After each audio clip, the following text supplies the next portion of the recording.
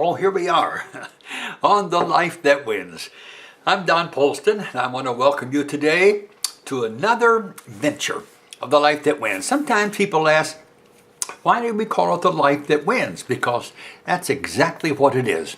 Jesus Christ, the Son of the living God, by the power of the Holy Spirit, has come to give you and me and every believer a life that wins. Now you say, do you win everything? I win everything that is necessary for life and godliness. Haha, that's pretty big, you know? And I'll tell you one thing, the scriptures call it overcomers. He that overcomes. And that means as Christ has overcome, so may we overcome. Doesn't mean we're going to not get sick, not going to have problems, not going to have things to interfere with our lives and burst in upon us like unannounced, and who cares whatever happens to you. That doesn't matter, my friend. It doesn't matter at all. It doesn't matter about your friends or your enemies. There's something about your life that says, that guy's going to win. That guy's going to overcome. He's going to do that thing. And that's what we're talking about today.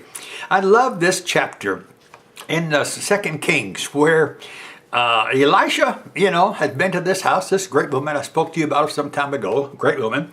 But here's the question today I want you to ask yourselves, and maybe you've been asking this. So we got about 4 minutes, 5 minutes, so hold on till we get through it. What is to be done for you? That was the question that Elisha asked. What's to be done for you? This lady, what can I do for you? Elijah knew he had the secret in his toolbox. I love that, my friend. Not what you can do for me. You've done everything for me. You've given me a place to sleep, a place to eat with my servant, and we're having a good time here at your house. It's a wonderful farmland. But what can we do for you now? This ought to be the question in every man of God's life and heart in ministry. It's not so much, what can you give me and how much can you give me and what can you do for me and I'm trying to do. No. We should be able to say to people across the world, what can I do for you? Listen to that. That's what the man of God said. What can I do for you? Now this woman had a dream. She had a hope. She had something like a need. Yes, a dream, a prayer. She wanted a baby. This woman wanted a child. She was not asking for contraceptives, thank God. She wouldn't buy that right now, maybe later, earlier in life, but not now. She wanted a baby. She wanted a child.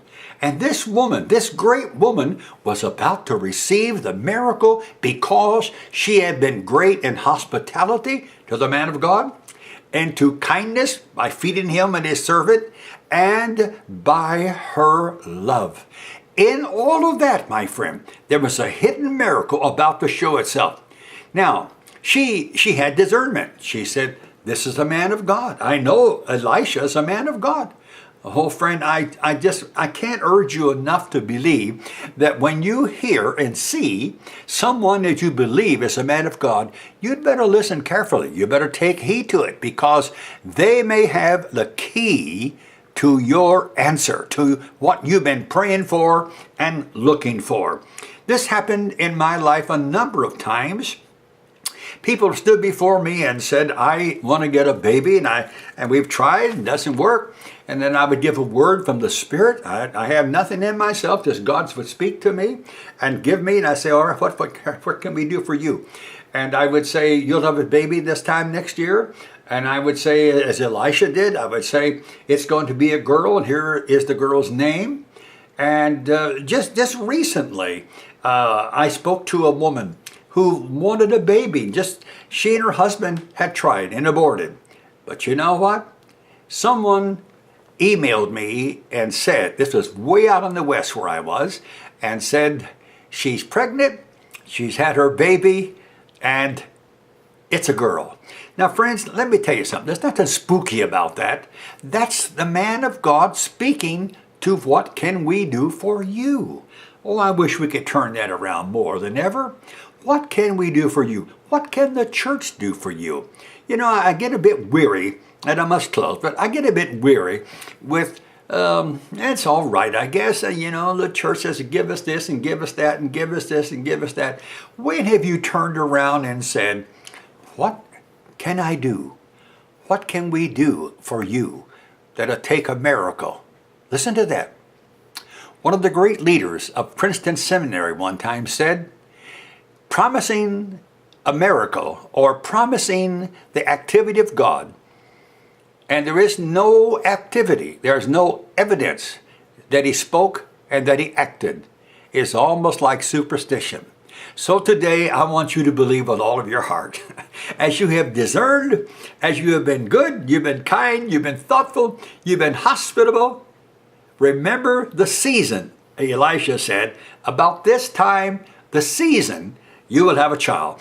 Whatever the miracle you're praying for, maybe a child, maybe a husband, maybe money, maybe healing, remember this. What do you need? Ask God to give you a word through someone's prayer or laying on of hands and receive it. So what do you need?